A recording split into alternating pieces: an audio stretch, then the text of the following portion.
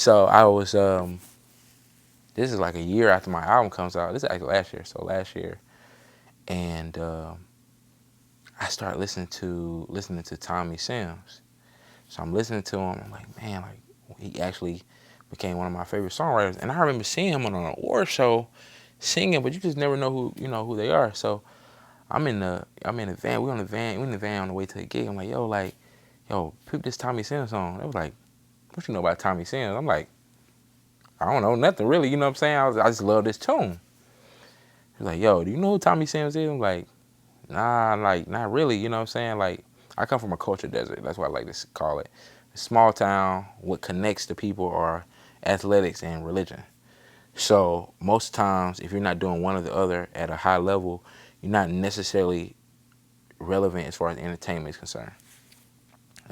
Even in school, you know what I'm saying? You really just got to be athletic or whatever to have some relevance among socially or whatever. So that bleeds out because you like, I don't have really an outlet to, this is the only thing I really have to relate to.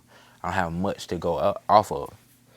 So a lot of stuff I know now, I put myself on just researching, including me how to play keys. I'll tell you that story in a little while. So anyway, we moved, like we're talking about Tommy Sims. They're like, yo, Tommy Sims like Janet Jackson MD, like that's Tommy Sims, like Stevie Wonder, Israel Houghton. I was like, what? He's like, yeah, Eric Clapton. I was like, what? Like, I immediately go look him up or whatever, credits or whatever, and I'm like, cause like one of his songs, it's called Love's Patience. Beautiful tune, one of my favorite tunes ever. So I became a fan of his like over a month, like just like consuming all his music. So I found him on Instagram, follow him. So I messaged him, and I was just like telling him like, yo, I just want to let you know that Love's Patience is my thing, yo. Like orchestration, like just giving them kudos. Like I'm following him just because I want to know, what's going on. I'm a fan. He messaged me back like, yo, I really appreciate you listening to the music, et cetera, et cetera. I'm like, yo, this is Tommy Sims. And I'm gonna tell you how I got on. One of my guys who co-wrote one of the songs with me, Cook, he co-wrote Stay With Me.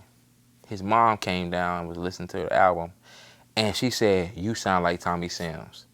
And I was like, man, stop playing. And she put up one of his songs. And lo and behold, it did have, like, I was like, I'm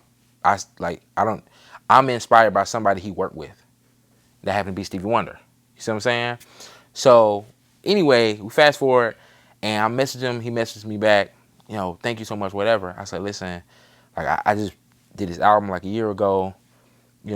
I would love for you to listen to it. Tell me what you think. He writes me back. He tells me, like, first of all, your album name is amazing. I love, love with the lack thereof. He's like, yo, I love that.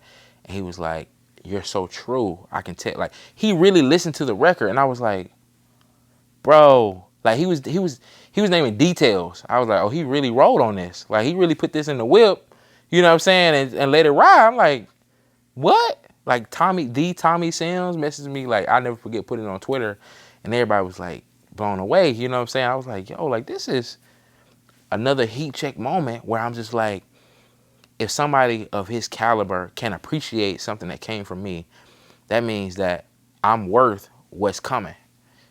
You know what I'm saying? So, that's that type of, those heat check moments are very important because it gives you something to look forward to. Like, you know what, man?